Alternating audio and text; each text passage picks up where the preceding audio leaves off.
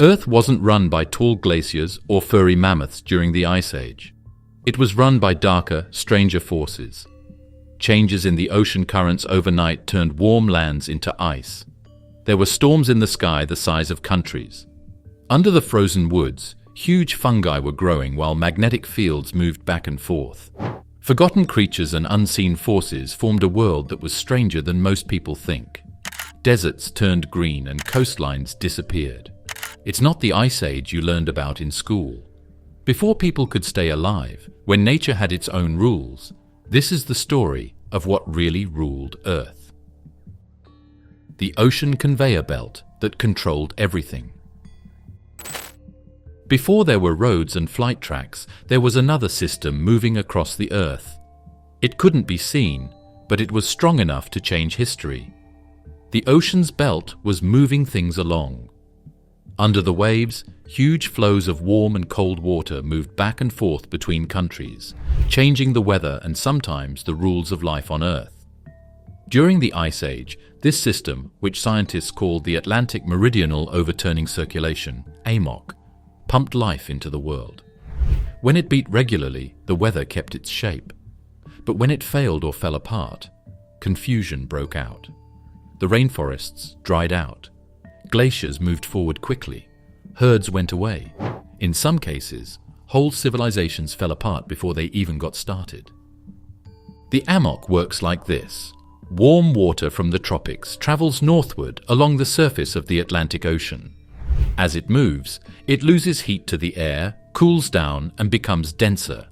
Eventually, near Greenland and the Arctic, this cold, salty water sinks to the ocean floor and begins a slow journey back south, deep beneath the waves. This sinking motion pulls more warm water behind it, keeping the current moving like a great watery loop. It's this loop that distributes heat across the planet, stabilizes weather patterns, and keeps parts of Europe much warmer than other places at the same latitude. But during the Ice Age, this system didn't always run smoothly. Around 12,900 years ago, something went terribly wrong. Just as the Earth was beginning to warm after the last glacial maximum, the AMOC suddenly slowed or stopped. Scientists believe the cause may have been a massive flood, meltwater from retreating ice sheets pouring into the North Atlantic and diluting the salty water. With less salt, the water was less dense and didn't sink. The loop broke, and when the current stopped flowing, temperatures in the northern hemisphere plummeted. This brief return to glacial conditions, called the Younger Dryas, lasted about 1,200 years. It happened fast. Some places saw temperature drops of up to 10 degrees Celsius in just a few decades. Whole ecosystems collapsed. Animals adapted to the warming trend suddenly found themselves in a deep freeze. And humans, just beginning to plant crops and settle, were thrown back into survival mode. The effects of a disrupted AMOC didn't stop with the cold. Rain patterns shifted across the world. The tropics became drier. Monsoons weakened or disappeared. Regions like the Middle East, which had been lush and green, dried out into dust and rock. Africa's grasslands turned to desert. In North America, freezing winds returned, glaciers reformed in some areas, and the Great Lakes grew colder and wilder. For megafauna like mastodons, giant ground sloths, and saber-toothed cats, this meant extinction. Some couldn't find enough food, others couldn't migrate fast enough, and many simply froze. For humans, it meant a return to hardship just when progress was beginning. Recent studies have found more than just temperature changes. Sediment cores from the Atlantic Ocean show layers of broken shells and ocean floor disturbances that match perfectly with known AMOC slowdowns.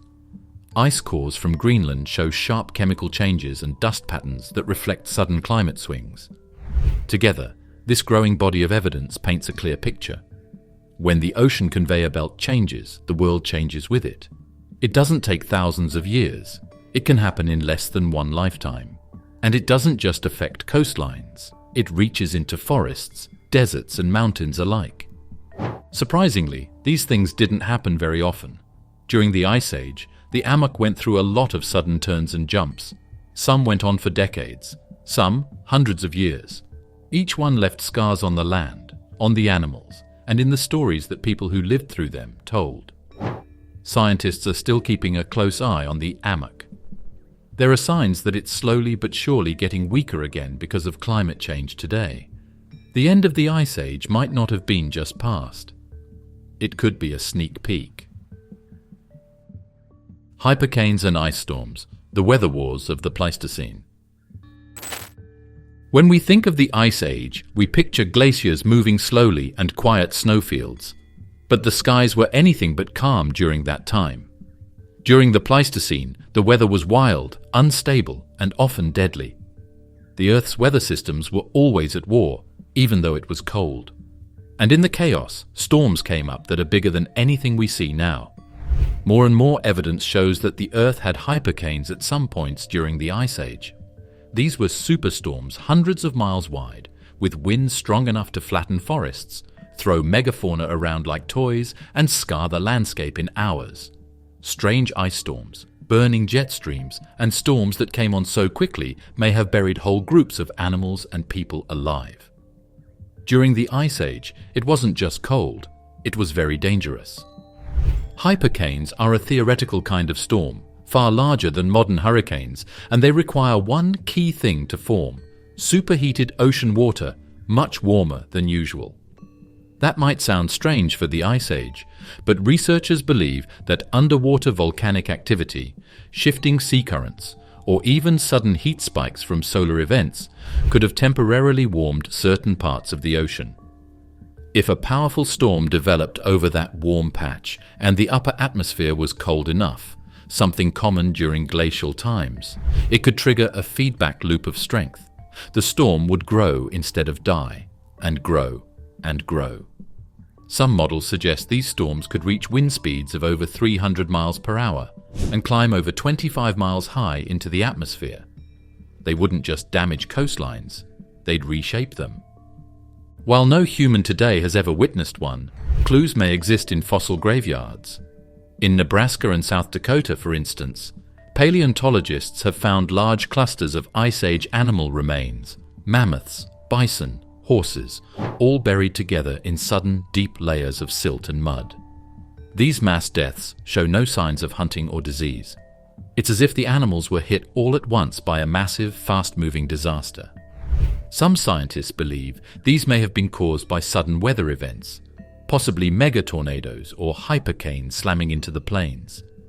The violent winds could have driven animals into low-lying areas, which then flooded or collapsed. A storm strong enough could even have stripped the flesh from creatures in the open. And unlike floods or volcanoes, storms don't leave thick ash or lava behind, just the bones, sealed in silence. Beyond the tropics, the Ice Age delivered another deadly phenomenon: sudden ice storms. In Europe and northern Asia, temperature changes could be dramatic, sometimes shifting by 15 degrees Celsius in just a decade. When warmer air from the south slammed into Arctic cold fronts, the result was freezing rain that coated everything in ice. For large animals, it meant slipping, injury, and death. For humans, it meant firewood wouldn't burn, spears wouldn't grip, and caves became slick and dangerous. Even a thin layer of ice on the ground could turn a normal hunt into a death trap. And these storms didn't come slowly. They arrived with little warning and lasted for days. There's also evidence that the jet stream, those fast-moving rivers of wind high in the sky, was far more erratic during the Ice Age than today. Shifts in land ice, sea ice, and the position of the Earth's magnetic field could throw these streams off course, pushing warm air into cold regions and vice versa. This caused flash thaws and sudden freezes, rain followed by ice, melting followed by snow. And when that kind of whiplash happened, entire ecosystems suffered. Animals couldn't migrate fast enough, plants couldn't bloom on schedule, and humans, relying on both, were caught in the middle. We're only just now starting to understand these old weather wars, which makes them super creepy. Patterns of rapid pollen loss, plants dying all at once, can be seen in sediment cores from lake bottoms. Greenland's ice cores hold stacks of dust that rise during stormy ages. Soot and ash layers that were blown into some cave systems from a long way away, maybe by very strong winds, can be seen. All of these signs point to the fact that the Ice Age wasn't just ice moving south. Also, it was about the sky being angry. The Green Sahara, a lush kingdom during the Ice Age. The Sahara is now the world's biggest and hottest desert, a sea of sand that covers 3 million square miles. But it didn't look like this at all during parts of the Ice Age. There were rivers, lakes, woods, and grassy areas instead of dust and dunes.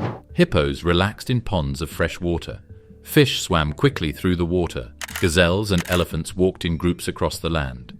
People then followed them and set up camps near clear water and in the shade of trees. It wasn't just a trickle of green in this version of the Sahara. It was a full state, lush and living. It's hard to believe that the Sahara bloomed for thousands of years during the last Ice Age. This transformation was driven by a powerful force, the African monsoon. When the Earth's orbit and tilt shifted just slightly, part of a natural cycle known as the Milankovitch cycles, it changed where sunlight hit most strongly. That small adjustment made a big difference. It caused the monsoon rains, normally centered around the equator, to move northward. For thousands of years at a time, this brought heavy summer rainfall deep into the Sahara. Rivers filled, lakes spread, and life followed. Evidence of this ancient paradise is now buried beneath the sands. Satellite images reveal old riverbeds, some the size of the Mississippi, that once flowed across what's now empty desert. Deep drilling in the dry basins of Chad and Libya has uncovered layers of freshwater shells, pollen from trees and grasses, and even footprints. In places like the Gilf Kebir Plateau and the Akakus Mountains, rock art dating back over 10,000 years shows animals that don't belong in deserts: giraffes, crocodiles, and long-horned cattle. These paintings weren't guesses. They were memories, drawn by people who lived there, who saw these creatures with their own eyes. Archaeologists have also found signs of thriving human life during these wet phases. Stone tools, hearths, burial sites, and grinding stones have been uncovered across regions that are now some of the most barren on Earth. These humans weren't just passing through, they were living, trading, and forming communities. Some sites suggest early forms of farming or cattle herding. Others show signs of long-distance contact, tools made from materials found hundreds of miles away. This wasn't survival in harsh conditions. This was life in abundance. Unfortunately, the Green Sahara vanished as rapidly as it had emerged. After tilting back again, the rain stopped when the monsoons went south. The lakes dried up, the trees turned yellow and then brown. The rivers turned into sand. People who used to do well there had to leave. Some of them went north to the Mediterranean. Some went south into the middle part of Africa. Still others may have gone with the flow of the Nile and settled near the river as Egypt began to form. The Sahara turned back into a wall, dry, empty, and dangerous. But it hid a past of water and life. This cycle of greening and drying didn't happen just once. It has repeated many times over the past million years. Each time the Sahara became green, animals and people spread across it. Each time it dried out, they vanished. The land remembers, even when we forget. That's why researchers continue to study ancient lake beds, scan the desert with radar, and dig beneath the dunes. They're not just looking for fossils. They're trying to understand a lost world, a world that proves even the most lifeless places can bloom under the right conditions. Supersized rodents and giant birds, the unexpected dominance. People generally think of giant mammoths, saber-toothed cats, or huge cave bears when they think of animals from the Ice Age. But in warmer parts of the world, far from the cold north, development went in a different direction. Big bads were still in charge there, but not in the way you might think. Rodents the size of cows and birds taller than grown men ruled the fields and jungles of South America and Australia in the past. In their parts of the world, they were the main events during the Ice Age, not just supporting players. These huge animals lived in places where glaciers hadn't yet formed. They changed their environments and stayed alive longer than their predators because they were bigger, faster, or just plain weird. It was the age of the unknown dominance. In South America, one of the largest rodents to ever walk the earth made its home near ancient rivers and swamps. Known as Josephoartigasia monesi, this creature looked like a capybara on steroids. Weighing over 2,000 pounds, roughly the size of a bison, it likely spent much of its time in the water, grazing on plants along the shore. Its huge front teeth could have been used for digging, cracking open hard vegetation, or defending itself against predators. Despite its rodent identity, it wasn't prey. It was a heavyweight, slow but too large for most carnivores to challenge. And it wasn't alone. South America at the time was home to a whole cast of giant animals. Ground sloths the size of trucks, armored armadillo relatives, and towering flightless birds. Speaking of birds, few Ice Age creatures were more terrifying than the so-called terror birds of South America, especially Phorus racos and its relatives. Some of these birds stood nearly 10 feet tall, with sharp beaks designed to crush bone and long legs built for sprinting. Unlike today's flightless birds, these weren't gentle grazers. They were apex predators. They could chase down prey and deliver killing blows with terrifying precision. Fossils suggest they likely hunted small mammals, reptiles, and possibly even young megafauna. With no large cats on the continent at the time, these birds had no rivals. They were nature's perfect hunters, avian nightmares ruling the open plains. In Australia, further to the west, a different strange group of Ice Age giants took center stage. Diprotodon was one of them. It was the biggest known animal and looked a lot like a wombat. Some grew to be as big as a car today. Like elephants do today, they roamed in groups and ate their way through woods and fields, changing the environment. They were accompanied by 10-foot-tall giant kangaroos that couldn't hop like modern kangaroos, but could walk with long, strong steps. Megalonia, a huge, dangerous lizard that was thought to have been over 20 feet long, was following these slow-moving giants. Megalonia may have been poisonous and strong enough to kill big animals, like the Komodo dragon we know today. Early Aboriginal Australians may have come across it. Some stories about huge reptiles might even be based on true stories that have been passed down from generation to generation. These huge creatures weren't by chance. They were perfect for the places they lived. In places without ice and few fast-moving predators, being bigger helped. In addition to keeping the body cool, it made it easier to get to high plants and kept smaller attackers away. Because of open space and being alone, evolution created animals that were different from mammals and birds. And because these places were often cut off from the rest of the world by seas or mountains, the animals grew in strange and unique ways, not being affected by the same forces that shaped evolution in other places. But their reign didn't last forever. Many of these giants vanished between 40,000 and 10,000 years ago. In some cases, climate change may have dried out the forests and shrunk their food supply. In others, human arrival changed everything. The first people in these regions were skilled hunters. They brought fire, tools, and new pressures that these animals had never faced before. Slowly, the supersized creatures began to disappear. Today, their bones lie buried in dried riverbeds and desert caves, their size still shocking to those who uncover them. The magnetic field that went haywire. When we think about what made life different during the Ice Age, we picture mountains, big animals, and storms. But not many people know that something deep within the earth that can't be seen or heard may have had a big part in that world. The shield that guards Earth from dangerous sun radiation, the magnetic field, hasn't always worked the way it does now. Even during the Ice Age, it turned over, shook, and sometimes almost disappeared. These quick changes, called geomagnetic excursions, might have affected more than just the way of the compass. The Lachon excursion was one of the most dramatic of these events. During this time, the Earth's magnetic field became so weak that it let cosmic rays hit it. The world felt it in ways we're only now starting to understand. It happened about 42,000 years ago. The Lachon's event wasn't a full pole reversal, but it was close. The magnetic field collapsed to just a fraction of its normal strength, and the north and south magnetic poles wandered across the planet. For over 1,000 years, the Earth's magnetic shield flickered like a broken light, and for a few hundred of those years, it was nearly gone.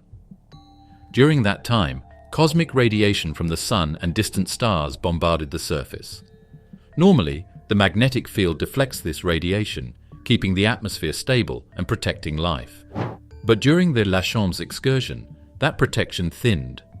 More radiation meant more ionization in the atmosphere, which could have altered climate patterns, triggered chemical reactions in the air, and possibly even affected the behavior and health of living things.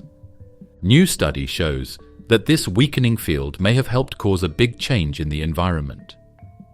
In 2021, experts studying old plants in New Zealand, kauri trees that had been buried in peat for tens of thousands of years, found signs of a sharp rise in radiocarbon levels. This happened right at the time of the Lachambe event. This carbon spike makes it look like Earth was getting a lot more energy from the sun than normal. On the other hand, records of the weather show that temperatures dropped sharply, rains changed wildly, and ice grew in some places. Megafauna were going extinct in Australia. Neanderthals were becoming harder to find in Europe. Random event? Perhaps. But it's hard to ignore the time. If the magnetic field's collapse caused widespread climate disruption, the impact on ecosystems would have been massive. Plants sensitive to temperature and light may have failed to bloom. Animal migrations could have been thrown off. Insect populations might have crashed or swarmed unpredictably. And for humans and other hominins, the effects could have reached deep into the brain and body. High radiation exposure is known to affect reproduction, cause DNA mutations, and increase disease risk. It's possible that populations already struggling with cold, famine, and competition were pushed over the edge by an invisible, unpredictable force they couldn't see or understand. Some experts even wonder if the changes in radiation could have had an effect on how people behaved. Around this time, there is a lot of cave art, symbolic burial, and the use of red ochre, which could have been a way to protect or put on sunscreen. Could the stress of a changing sky have led early humans to look for new ways to express themselves, believe, or be afraid? It's just a guess, but it's an interesting one. Cosmic particles and bright auroras might have changed the night sky in a way that made people think of stories that lived on into the future. The magnetic field eventually recovered, but it took centuries. And while we can't say for certain that the Lachambe's event caused extinctions or cultural shifts, it's clear that when Earth's shield failed, the world above changed too. The sun became more dangerous, the sky grew strange, the climate wobbled, and life had to adjust or disappear. We still live in a safe place because of that magnetic field, but newer tests show that it's getting weaker again, albeit more slowly for now. The poles are moving around. Satellites see signs of thinning in some places. Some experts want to know if there will be another trip. People in the past may have had the same problems as us, but this time we'll know what's going on. Invisible rulers, the rise of Ice Age fungi and microbes. Mammoths, saber-toothed cats, and tall ground sloths are the first big animals that come to mind when we think of the Ice Age. But most of the time, the people who really ran that world were too small to see. Fungi were found all over the world, even in the Arctic and in the frozen woods. In the bodies of animals that were dying, germs grew and spread. They fed on decay and changed the world in quiet, hidden ways. In the deep, cold tundra, bacteria from a very long time ago waited, some for tens of thousands of years, to wake up. These very small living things lived before and after the Ice Age. They were in charge. They fed the plants, broke down dead things, reused nutrients, and maybe even helped spread disease sometimes. Microbes ruled the Ice Age, and without them, nothing else would have been able to stay alive. One of the most important roles played by fungi during this time was underground. Mycorrhizal fungi, a type of fungus that connects with plant roots, formed vast networks in the soil. These fungal webs helped plants absorb water and nutrients from the frozen, nutrient-poor ground. In return, the plants fed the fungi sugars from photosynthesis. This partnership wasn't new, it had existed for millions of years. But during the harsh, shifting climates of the Ice Age, it became more important than ever. Without these fungal networks, Much of the plant life that covered the mammoth steppe and glacial forests would have withered away. And without those plants, the animals that depended on them, bison, horses, reindeer, mammoths, would have starved. In this way, fungi quietly held entire ecosystems together. But fungi didn't just help plants. They also played a powerful role in death. In cold climates, decomposition slowed to a crawl. The bodies of animals that died during the winter sometimes lay untouched for weeks, even months. When the thaw finally came, fungi and microbes surged into action. They broke down the remains, returned nutrients to the soil, and allowed new life to grow. In the few short months of warmth each year, this cycle repeated across entire continents. And in areas where many animals died at once due to floods, storms, or starvation, these decomposers may have shaped the very makeup of the land, changing soil chemistry and plant life in the seasons that followed. New studies are starting to show how busy these microbes and mushrooms really were in the past. Scientists have found live bacteria in permafrost cores from Siberia and Alaska, along with pollen and DNA that has been long frozen. Some of these living things are more than 40,000 years old and are still going strong. That finding is amazing and scary at the same time. These germs were able to live in very cold conditions with little air and no sunlight. They moved more slowly, but never stopped. They woke up when they were warmed up in the lab. So, bacteria from the Ice Age might not just be old artifacts. They might still be a part of today's environment, or even worse, they might have been brought back to life by the melting permafrost. Some researchers believe that permafrost microbes may have played a role in ancient disease. As animals and humans crowded into limited food and water zones during cold snaps, any pathogen that spread easily would have had a field day. Bones from some Ice Age animals show signs of infection, abscesses, lesions, and bone rot that hint at diseases we haven't fully identified. Could bacteria released from melting carcasses or long-buried waste have sparked outbreaks? It's possible. In fact, this is one of the concerns today as climate change melts frozen ground. In 2016, in Siberia, an anthrax outbreak killed reindeer and sickened people. The source? A thawed reindeer corpse, frozen since the 1940s, carrying live bacteria. If that can happen in decades, what about microbes frozen for millennia? Despite this, most of the microbes that were active during the Ice Age were good. It started from scratch and made the ecosystems. It kept things living. It made the land clean. It pushed evolution forward by acting in ways that we couldn't see, like sickness, adaptation, and co-evolution. Some of the immune system traits we have today may have been formed when our ancestors were exposed to bacteria and fungi during the Ice Age. Microbes in our guts may also be related to ancient friends who came with us through the cold and helped us change along the way. The real giants, Columbian mammoths versus woolly mammoths. Most people think of the shaggy, ice-covered giants that lived in Europe and Siberia. These were woolly mammoths with long, bent tusks and thick coats that walked through the snow. But those were not the only mammoths on Earth during the Ice Age. In fact, they may not have even been the biggest. Another species, the Columbian mammoth, ruled the warmer, drier parts of North America. You could tell it was more aggressive because it wasn't used to ice and tundra, but to fields and heat. The woolly mammoth was the animal that people thought of when they thought of the cold north. But the Columbian mammoth was the real king of the warm plains. And their story shows that mammoth didn't just mean one thing. It meant many things, each shaped by the place where it lived. Columbian mammoths, Mammothus columbi, were giants among giants. Some individuals reached over 13 feet tall at the shoulder, taller than a modern-day African elephant, and weighed up to 10 tons. Unlike their woolly cousins, they didn't need thick fur. Instead, they had shorter hair, smaller ears, and longer legs designed for roaming vast stretches of open ground.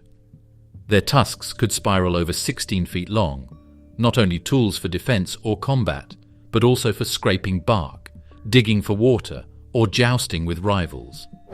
These mammoths lived in what is now the southern United States, Mexico, and parts of Central America. places that were grass-rich but not frozen. Their world was one of rolling plains, desert edges, and warm season droughts, and they thrived in it.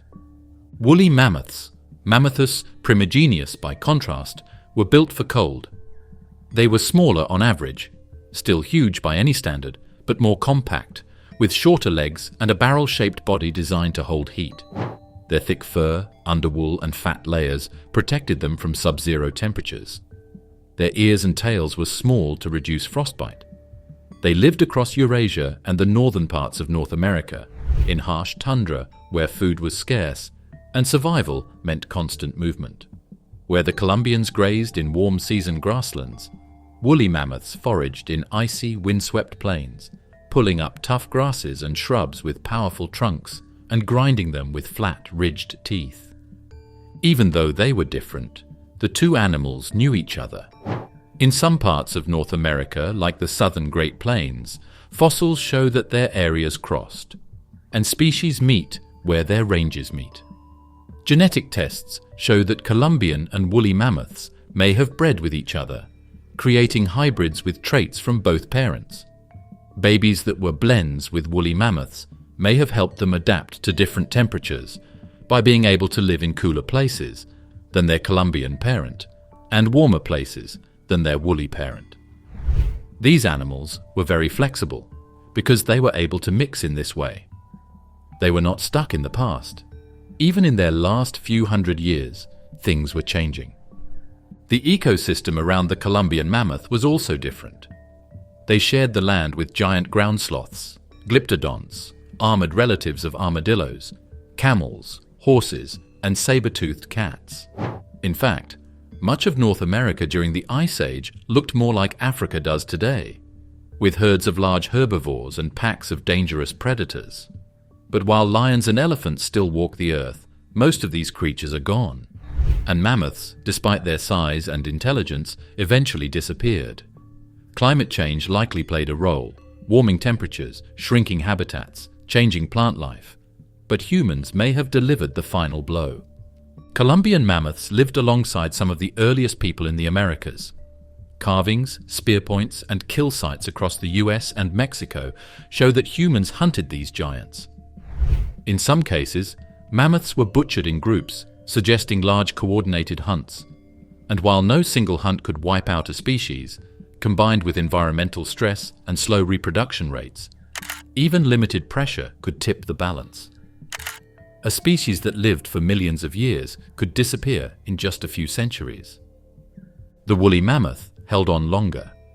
Small populations survived on isolated islands in the Arctic, like Wrangel Island, until as recently as 4,000 years ago, long after the pyramids were built in Egypt. But the Columbian mammoth vanished earlier, likely around 11,000 years ago. Its final days were probably quiet. A few scattered individuals wandering dry grasslands, struggling to find food, outnumbered by new creatures and new rules. They were the last of a dynasty, born in heat, not ice. Humans weren't alone, the other hominins who ruled. People haven't been the only ones walking the earth for most of human history. During the Ice Age, there were other types of humans living on Earth. Some of them were just as smart, skilled, and tough as we were. Neanderthals lived in Europe, Denisovans living in Asia, and creepy groups of ghosts that we still can't name. These ancestors weren't typical cavemen. They made tools, hunted, painted, and stayed alive. They were more than just a part of the story for tens of thousands of years. They told the story. They may have been in charge in many parts of the world. The best known of these are the Neanderthals. They lived across Europe and parts of Western Asia for hundreds of thousands of years before Homo sapiens ever arrived. Stocky, strong, and cold-adapted, they were built to survive in Ice Age conditions. For a long time, scientists thought they were slower or less advanced than modern humans, but that view has changed. Neanderthals made fire, built shelters, wore clothes, hunted large animals in groups, and even buried their dead. Some sites suggest they created jewelry or painted cave walls. They weren't animals. They were humans. A different kind, yes, but close enough that we interbred with them. If you're not African, chances are you carry Neanderthal DNA in your body right now. In Central and Eastern Asia, another group thrived. One that left behind almost no fossils, but plenty of genetic clues. They're called the Denisovans, named after a single finger bone found in a Siberian cave in 2010. Since then, tiny fragments of DNA from ancient teeth and bones have revealed that Denisovans were a distinct species of archaic human, closely related to Neanderthals. We know little about what they looked like, but we know they were tough. Their genes helped modern Tibetans survive in high altitudes. Their DNA shows up in people from Papua New Guinea, Australia, and parts of Southeast Asia. This means they were widespread, well adapted, and successful until they vanished. But those are the only ones we know of. New DNA studies have found signs of other unknown hominin groups. These groups are called ghost populations because they didn't leave any bones, but their genes are still found in humans today. These groups may have lived in Africa, Asia, or even some parts of the Middle East in the past. Some of them may have broken away from the human family tree millions of years ago and lived in secret places around the world, mating with Homo sapiens when they came across us. We might never learn what they looked like or what their names were, but they were real, and they left a mark. These other hominins weren't enemies by default. In some places, they may have lived peacefully alongside Homo sapiens for generations. In others, there may have been competition over food, space, or mates. Sometimes there may have been violence, sometimes love. What's clear is that our species didn't rise alone. We are the result of mixing, merging, and learning from others. The traits that helped us survive, immune responses, high-altitude adaptation, even parts of our brain function, may come from these ancient cousins. But eventually, we were the ones who remained. One by one, the other human species disappeared. No one knows exactly why. It could have been climate change, disease, competition, or just bad luck. Their cultures faded. Their voices were silenced. And for the last 10,000 years, Homo sapiens has been alone on the planet. The Land Bridge Kingdom. What Beringia was really like. When we hear the word land bridge, we usually think of a narrow, frozen road. This is the kind of bleak, icy strip of rock and snow that early people used to get from Asia to the Americas. But Beringia, the land bridge that used to connect Alaska and Siberia, wasn't like that at all. It wasn't just a path. It was its own world, a huge environment the size of a continent that was alive and well. It was home to mammoths, lions, big horses, bison, and people for thousands of years. You didn't rush through this place. You lived there. It might have been one of the most important places on Earth during the middle of the Ice Age.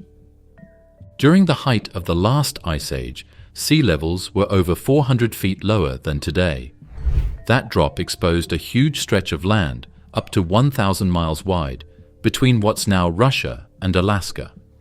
This landmass, called Beringia, stretched from the Lena River in Siberia all the way to the Yukon in Canada. But it wasn't covered in glaciers like much of the Northern Hemisphere. In fact, it stayed mostly ice-free. The reason? Beringia had a unique climate. Dry winds from the surrounding ice sheets kept snow from piling up, and its position near the Pacific helped moderate temperatures. The result was a cold but livable steppe, grassy, open, and full of life. Fossil evidence shows that Beringia supported a wide range of Ice Age megafauna. Mammoths wandered in herds across the tundra. Giant bison grazed on dry grasses. Short-faced bears and saber-toothed cats hunted in the shadows. Arctic foxes, wolves, and lions adapted to the open landscape. Even species you might not expect, like prehistoric camels and giant ground sloths, made their homes there. This wasn't a lifeless corridor. It was a giant animal highway, a prehistoric Serengeti stretching across 2 continents. And people came into this world. These were not just going through the first people who got to Beringia. It's possible that they lived there for a very long time. Archaeological evidence shows that people lived in Beringia around 30,000 years ago, or maybe even earlier. They didn't move right away though, south into the Americas. They stayed instead. This is known as the Beringian standstill by some experts. For maybe 10,000 years, people lived in Beringia, which was stuck between two glaciers. In a place where winter never really ended, they learned how to kill mammoths, fish in rivers, gather roots and berries in the short summers, and learn how to stay alive. Recent DNA studies support this idea. Genetic markers in Native American populations suggest a long period of isolation before people moved deeper into the Americas. That isolation may have happened in Beringia, where small bands of humans adapted to harsh cold, developed unique survival strategies, and passed down knowledge through generations. This region wasn't just a bridge, it was a cradle of culture. Some experts even think that Beringia might have been one of the last great places to hide during parts of the Ice Age. Beringia stayed steady while ice moved across Asia and North America. Many people and animals may have seen it as a safe place to be in a world full of cold. People who had been waiting in Beringia started to move when the ice finally started to melt.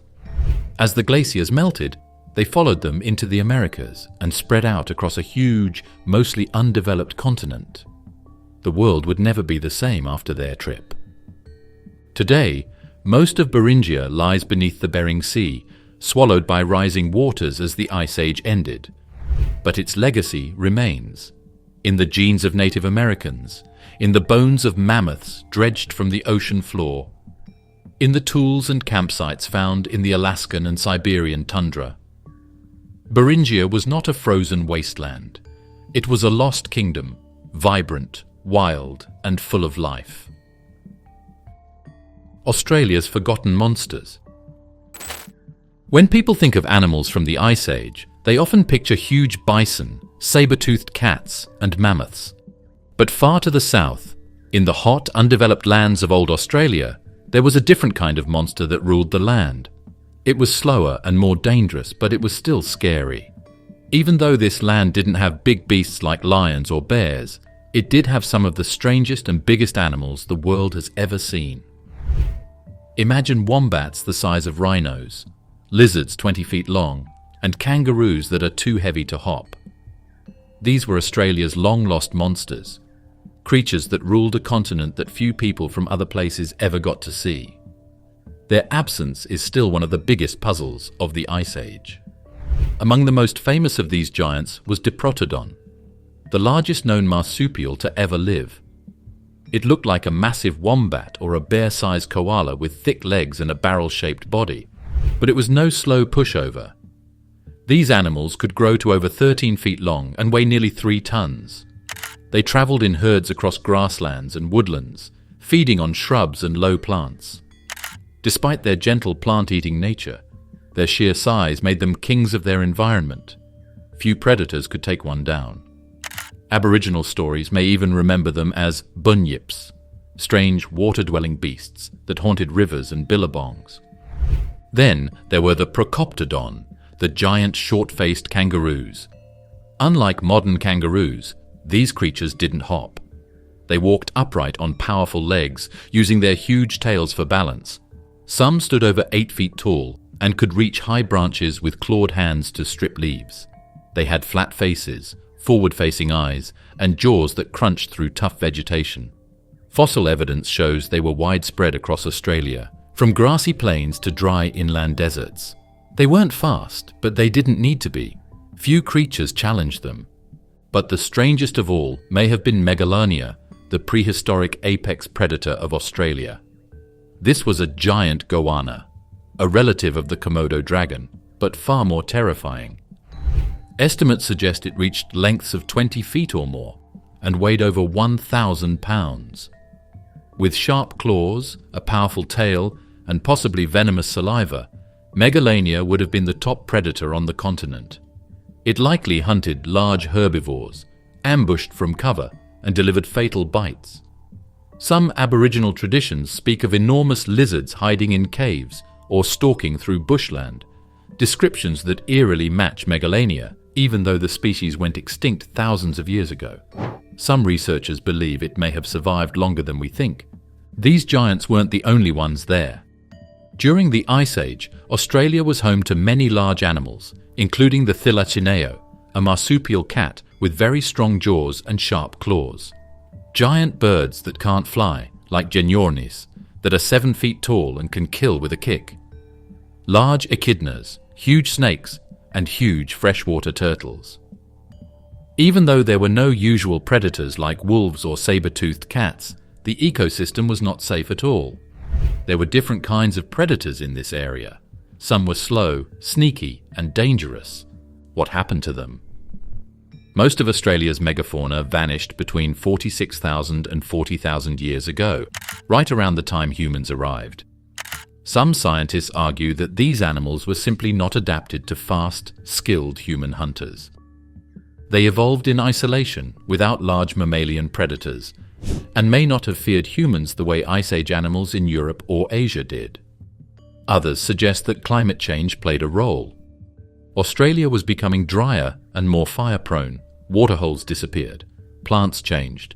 Giant animals, with slow reproduction rates and massive food needs, couldn't adapt quickly enough. There's also the idea of fire stick farming, which was an early Aboriginal way of managing the land by starting controlled fires. This made it easier for people to kill and got rid of a lot of brush, but it may have ruined habitats that megafauna needed. It's possible that one generation of bad weather and hunts could have been enough to wipe out an already weak species. No matter what caused them to die, Australia's monsters died quickly and for good. Fossils that are younger than 40,000 years old have not been found. Still, the stories stay with you. The art on Aboriginal rocks shows huge animals. Oral stories talk about creatures that are long gone. The land knows, even though the bones are hidden. The Toba catastrophe, the eruption that almost ended us. The Earth split open around 74,000 years ago in the area that is now Indonesia. Mount Toba, a huge supervolcano on the island of Sumatra, blew its top in one of the strongest blasts the Earth has ever seen. It wasn't just the top of a rock blowing off. The sky was getting dark, the sun had been gone for years, and life had stopped moving across countries. This event, called the Toba disaster, may have caused more than 2,800 cubic kilometers of volcanic material to fall into the ground, which is enough to cover a whole country with ash. The eruption was so big that it made a basin that is now 60 miles wide and full of Lake Toba's calm blue water. Still, it left behind a cloud of ash and sulfur dioxide in the air that was much less peaceful. This cloud spread around the world, cutting out sunlight and turning the Earth into a volcano winter. For years, scientists believed that the Toba eruption nearly wiped out humanity. Genetic studies from the early 2000s suggested that our species went through a dramatic population bottleneck around this time, possibly shrinking to fewer than 10,000 individuals. That's fewer people than you'd find in a small town. The thinking was simple. Toba erupted, the planet cooled rapidly, crops and plants died, food chains collapsed, and humans, already scattered and vulnerable, nearly went extinct. The ashfall alone, which may have reached as far as India, was thought to have poisoned water supplies, killed vegetation, and triggered continent-wide starvation. But things have changed in this story in the last few years. New digs in Africa and South Asia have found evidence that some groups of people may have done better than thought in surviving the Toba earthquake. Archaeological layers in southern Africa, for instance, show that people were constantly working there before, during, and after the earthquake. Tools, fire pits, and crab shells show that people who lived near the coast changed by finding food in the ocean when they couldn't find it on land. Even though parts of the Indian subcontinent were covered in thick layers of ash, there were still signs of people using stone tools, even right on top of the Toba ash. These results suggest that the eruption may not have caused a complete fall, even though it was very bad. Some groups of people were able to stay alive because they were smart, lived in the right place, or maybe they were just lucky. The Toba catastrophe changed the world in deep and lasting ways. Climate records from ice cores in Greenland and lake sediments in Africa show a sharp, sudden drop in temperatures following the eruption, likely caused by the massive amounts of sulfur injected into the stratosphere. This volcanic winter may have lasted for several years, and its ripple effects could have lingered for decades. Droughts struck tropical regions. Glaciers advanced. Rainfall patterns shifted. In an already unstable Ice Age world, Toba pushed ecosystems to their limits. Large animals struggled to find food. Plants failed to bloom on schedule. Entire regions turned from green to brown, from livable to lethal. And it wasn't just people who were harmed. Many animals in the Ice Age, especially megafauna, were already having a hard time because their surroundings were changing.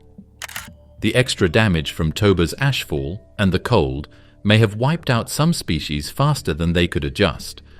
Records found in fossils suggest that people suddenly disappeared in some parts of Asia around this time. Some experts even think that Toba may have sped up evolutionary changes in species that survived, like humans, by putting them in smaller, more isolated groups, where new traits could spread more quickly. This story has more than one side to it. Think about what it would have been like to be there. It gets dark for months. Overnight, the temperature drops. Crops fail. Animals are gone. If the sun comes up at all, it's dim and red. Thunder can be heard from a long way away, but it's not thunder. It's the earth itself. People in the past relied on the sky and the land for direction. This must have seemed like the end of the world to them. Some scientists are interested in whether stories about big storms, long nights, or angry gods may have their roots in true events like Toba. The puzzle of Toba is still not fully solved. There are still experts who say that it almost wiped out Homo humans. Some people think we got through the storm better than anyone thought. That much is certain. It scarred the earth. You can still see it today in the ash layers, the chemical marks in the ice, and the deep lake that now fills the crater. It may have also left a mark on us, a sign of how fragile the world can be, how quickly things can change. Megacaves and Ice Age super predators. People usually think of open fields, snow-covered woods, or windswept tundras with mammoths and wolves living in them when they think of life in the Ice Age. But below the surface, there was a different world with huge cave networks that was deeper and more secret. These weren't just short-term homes for people. It was like a whole environment, with fierce hunters, scavengers, and prey living together. There were a lot of bones piled up inside these huge caves, and it was always dark. Whoever claimed the shadows first often had the best chance of staying alive. The Ice Age wasn't just rough on the outside, it was also a dangerous maze below. And in that darkness, some of the most dangerous killers in nature were in charge. Caves during the Ice Age were more than just holes in the ground. Some stretched for miles beneath limestone ridges, with multiple chambers, sinkholes, and hidden entrances. Animals were drawn to them for warmth, protection, and even to die. Many caves became natural traps. A single misstep on a slick slope or a collapsed tunnel could send a giant animal tumbling into a pit with no way out. Over time, these trap caves filled with skeletons, massive graveyards of the prehistoric world. Places like La Brea tar pits in California or Natural Trap Cave in Wyoming reveal staggering layers of bones, packed tightly together, from animals that fell in and never made it out. But not every death in a cave was a mistake. There were fights going on in some holes.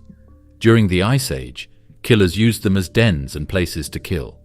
The cave hyena, a type of spotted hyena that is bigger and stronger than its modern relative, was one of the scariest animals that lived there.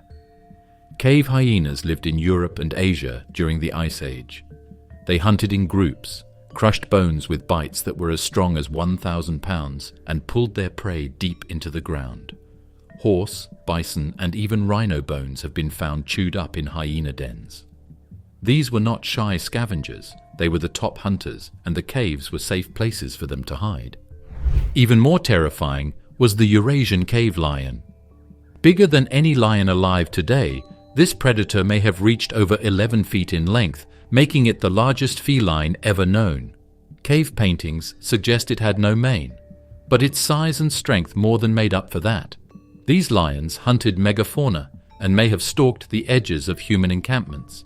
Their bones have been found deep in caves, hinting that they may have fought for den space with other animals or with humans. Short-faced bears native to North America also made caves their homes.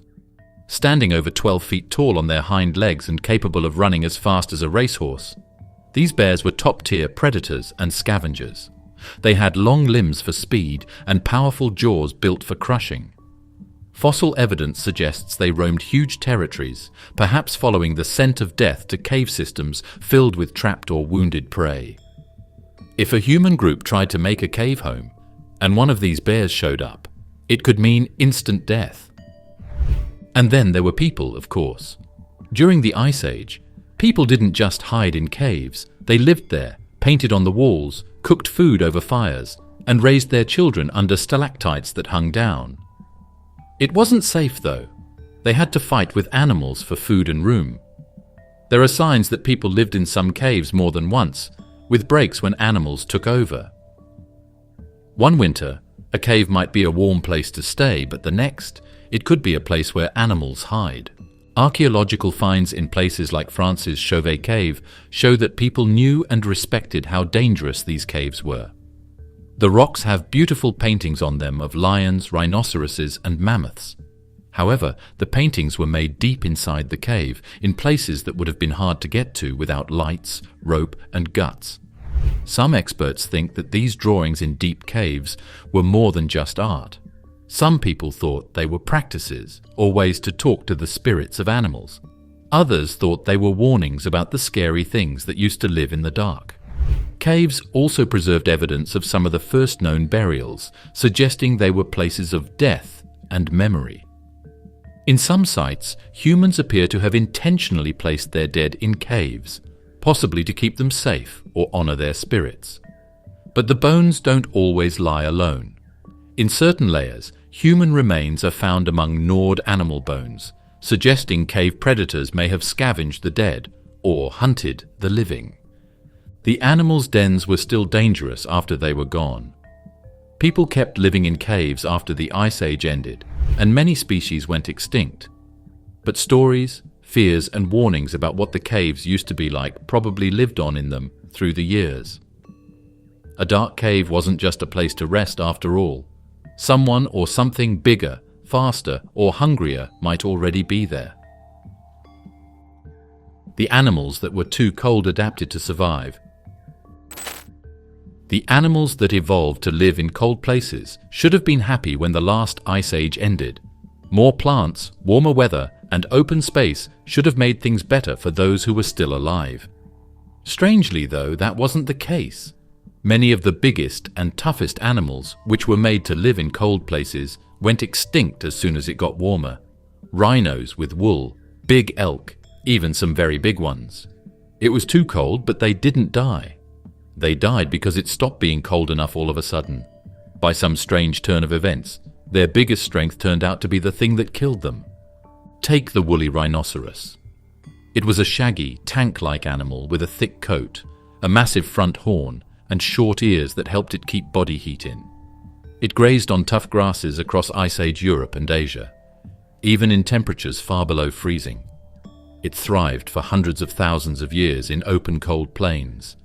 But around 14,000 years ago, the climate started to change fast.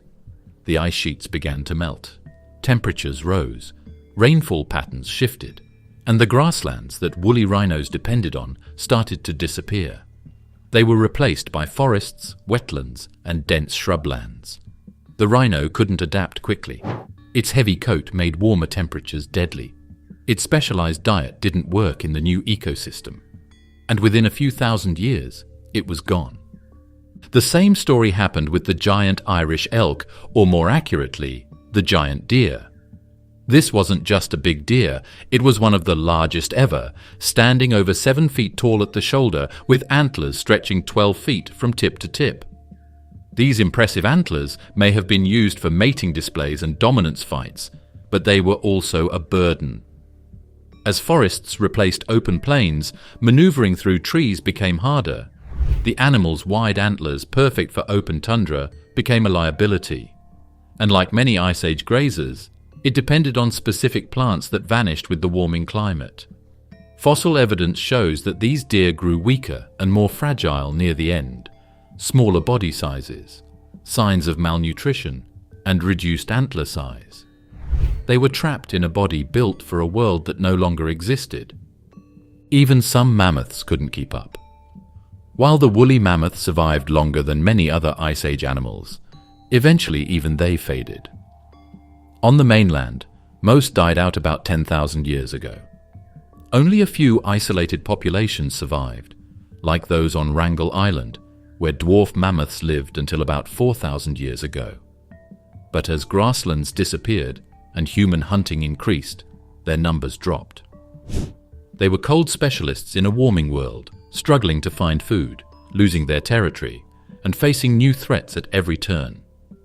These things weren't stupid or slow. They had changed a lot over tens of thousands of years to survive in a certain kind of setting. That setting changed quickly, though, so they didn't have time to catch up. It takes a very long time for evolution to happen. In just a few hundred years, the Ice Age was over.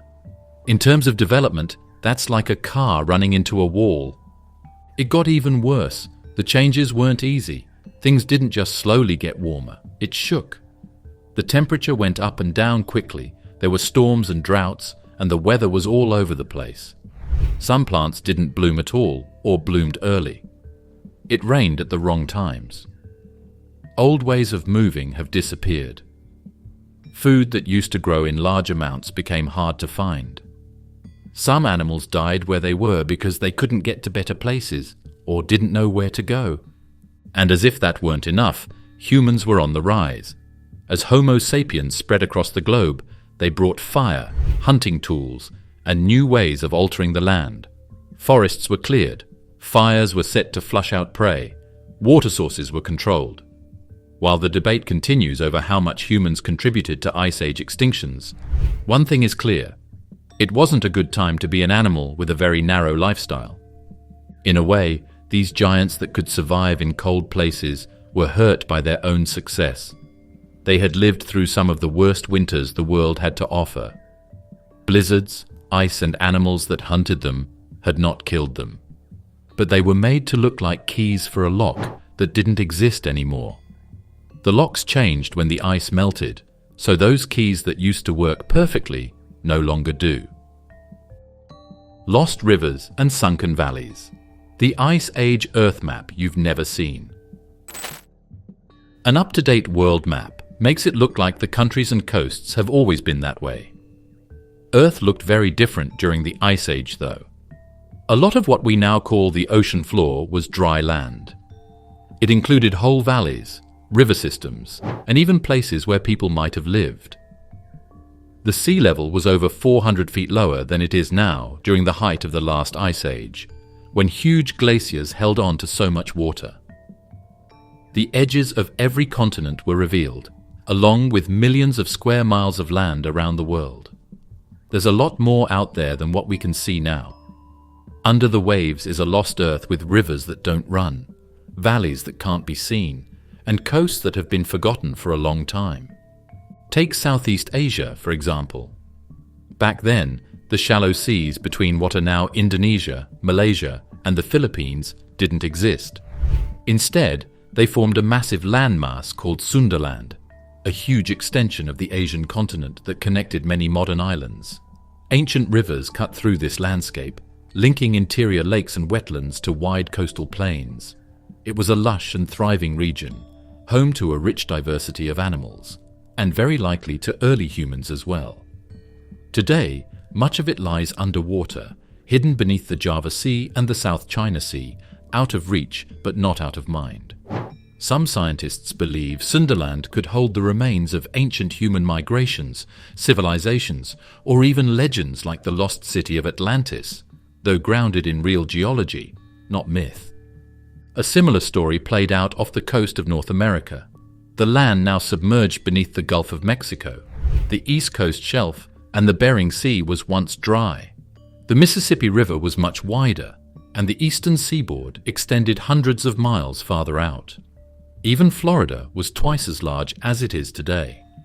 Massive river systems, now buried beneath sediment and saltwater, carried glacial melt and rainwater to distant Ice Age coastlines. Some of these rivers may have supported animal migrations and human settlements, now lost to time and tide. Divers and sonar scanners sometimes find the buried stumps of ancient forests deep under the waves, a reminder of the world that once was. And then there's Doggerland, one of the most famous sunken landscapes in the world. This was a broad stretch of land that connected Britain to mainland Europe, covering what's now the North Sea. Around 10,000 years ago, Doggerland was a green world of hills, rivers, lakes, and forests. People lived there. They hunted deer and wild cattle, fished the rivers, and built their homes on grassy plains. But as the Ice Age ended, sea levels rose, and the land began to disappear. A final blow may have come from a massive tsunami triggered by an underwater landslide off the coast of Norway, the Storegga Slide, which sent waves crashing over Doggerland and likely drowned everything in its path. Today, fishermen still pull up bones, tools, and even mammoth tusks from the seabed, proof that this was once a living world. It's even more interesting that we haven't really visited these places much. It's hard and costs a lot to do underwater digging, but every time scientists send down remote cameras, they find clues about the lost world. They find stone tools, carved wood, preserved trees, and even riverbeds that used to flow freely. Some places may have been important travel routes for people going from one continent to another. Some may hold clues to parts of prehistoric history that have been lost to time, stories that were drowned in water instead of fire or war. The way we think about old events is changed by these buried valleys and rivers. People usually think of how humans evolved and moved around on the land we see now, but our ancestors walked on a much bigger world. Many of the places they lived, the wildlife they counted on, and the paths they took are no longer there because the oceans rose as the world warmed. The old coasts are still out there, deep below the towns we've built on the new ones. The Ice Age really did leave behind a ghost map, a picture of Earth that we can't see anymore but that changed life for tens of thousands of years. These ghost lands slowly disappeared inch by inch, season by season, as the water level rose. Under the rising tide, whole worlds vanished, and the secrets of those worlds were lost in the mud and salt. The Mammoth Steppe, Earth's most productive Ice Age ecosystem. A huge, almost unthinkable grassland covered most of the northern hemisphere long before towns and crops were grown. It wasn't just a cold grassland. It had the most diverse environment during the Ice Age. You could see the Mammoth Steppe from Spain and France all the way through Siberia to Alaska and Canada. It was a frozen country of wind-swept plains. At its biggest, it was more than 13 million square miles, making it the world's biggest biome. Even though it was hard and cold, it was home to a huge variety of animals, more than in modern-day African savannas. Mammoths, bison, shaggy rhinos, cave cats, and people lived in that world of giants. And grass, a strong force, held it all together. The Mammoth Steppe was a place of extremes. Winters were brutal and long, but summers brought bursts of sunlight and plant growth. Unlike tundra or dense forest, the steppe was open and dry, covered in tough grasses and flowering herbs. These plants were low in moisture, but high in nutrients, perfect for large herbivores. And because the steppe stayed dry, even in cold temperatures, it avoided the deep snow that buries food in modern tundras. This meant animals could graze almost year-round, moving in vast herds across the open plains.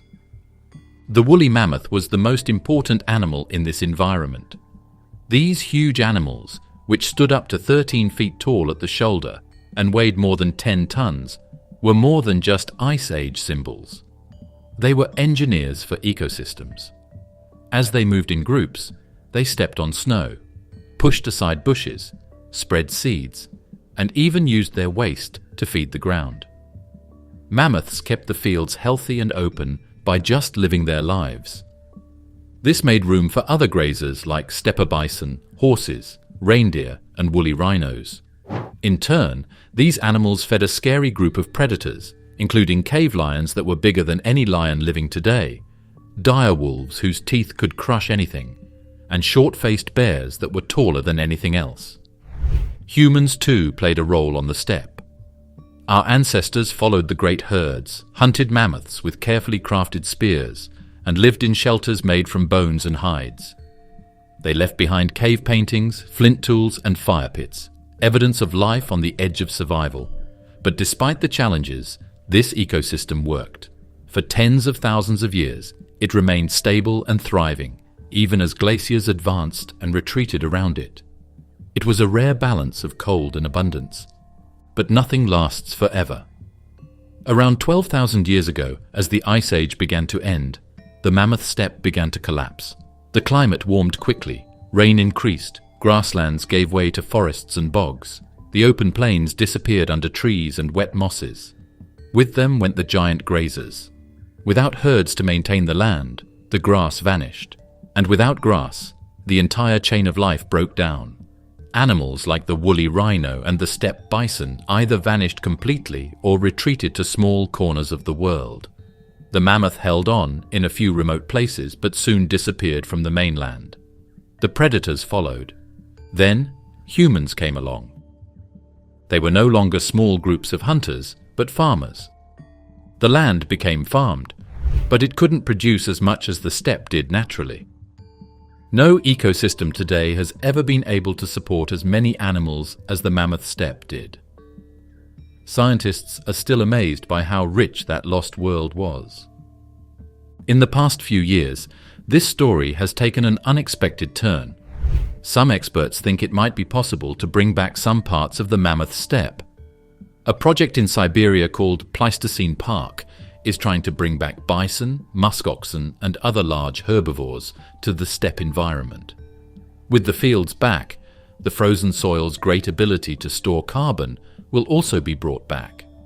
Some people even want to use genetic engineering to bring the mammoth back to life, but not as a real return. Instead, they want to make a cold-resistant elephant mix that can help change the shape of the land. Why does this matter? Because the mammoth steppe wasn't just a relic of the past. It may be a key to understanding how ecosystems function, how climates stabilize, and how humans can live in balance with the wild. It shows us that even the coldest, harshest places on Earth can be rich and full of life, if the balance is right. When lions ruled Europe, lions chasing their target through France at night under the pale light of an Ice Age moon seems like a very foreign idea, but it did happen that way before. Europe used to belong to the lions, long before there were castles, farms, and crowded towns. There was a much bigger and scarier animal than the ones we see on the African plains today. It was the Eurasian cave lion. This top hunter, which was bigger than any living lion, wasn't from the wild. It was made to handle the cold. It was the king of a cold world because it had strong muscles, long legs, and maybe no mane to keep it warm. It ruled the giant steppe and other places for thousands of years.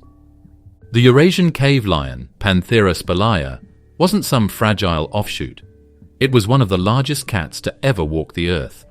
Standing nearly 4 feet tall at the shoulder and stretching up to 10 feet long, it dwarfed today's African lions. Its bones have been found from Spain to Siberia, and even as far north as the Arctic Circle. This lion lived and hunted across a range so vast it makes modern predators look local. And unlike the name suggests, it didn't live only in caves, though it sometimes used them. The name cave lion comes from the fact that many of its remains have been found in caves, likely dragged in by other animals or preserved by natural traps. What did it hunt? Just about anything that moved. Cave lions were powerful enough to take down reindeer, horses, bison, and possibly even juvenile mammoths. They hunted in open terrain, where their speed and coordination gave them the advantage. Some scientists believe they hunted in prides, like modern lions, based on the number of bones found together and behavior patterns hinted at by cave art. Yes, our ancestors saw them. In the depths of places like Chauvet Cave in France, Ice Age humans painted lions in motion, heads low, muscles tense, eyes locked on prey. These aren't random sketches. They show awareness of movement and hunting strategy. Some of the paintings even depict groups of lions, suggesting that early humans understood the danger of lion teamwork. To Ice Age humans, lions weren't just symbols of power. They were a real and constant threat. If you were a hunter moving through a narrow valley or camping near a river, a lion could appear without warning. They were fast, silent, and smart, and they weren't afraid of people. Fossil sites have shown signs of lion and human remains in close proximity, hinting at both conflict and coexistence. In some areas, lions may have taken over abandoned human shelters or followed migrating herds, shadowing human movements from the shadows. But even these mighty predators couldn't outlast the end of the Ice Age. As the mammoth steppe collapsed and forests replaced open plains, cave lions lost their prime hunting grounds. Their large bodies and high energy needs became a problem in a world that was becoming warmer, wetter, and more crowded. Prey species declined. Humans spread farther and hunted more efficiently. The lions disappeared from the fossil record around 12,000 years ago, just as agriculture was beginning to take hold. They did leave a mark nonetheless, not just in bones but also in stories, in drawings that are too deep in caves for light to reach. The lions seem to be moving again. Some researchers think that our fear of big cats in dreams and legends like griffins, chimeras, and guardian beasts may come from the time when lions were the most dangerous animal in Europe. In 2015, Russian scientists uncovered 2 astonishing cave lion cubs from the Siberian permafrost, frozen for over 10,000 years. Their fur, whiskers, and even tiny teeth were perfectly preserved. It was like looking back in time, face to face with a ruler of a forgotten kingdom. These discoveries remind us just how recent these animals were in the grand story of Earth. Lions once ruled the north. They were not myths, not fantasies, but real kings of cold and grass. The rhythm of the ice, how Milankovitch cycles decided everything. Our planet had a strong, silent beat long before people built towns or made maps of the stars. The deep beat of Earth's orbit, tilt, and wobble was what it was. It wasn't the music of the seasons or the waves. These patterns in space, which are now known as Milankovitch cycles, controlled the ice ages like a big phone system. Without a single asteroid or volcano exploding, they could turn oceans into deserts and woods into mountains. They did it over and over again. These rounds weren't just music in the background. The ice ages started, lasted, and ended at the exact same time every time. They were like a secret metronome that kept time. The Serbian mathematician Milutin Milankovitch first proposed the idea in the early 1900s.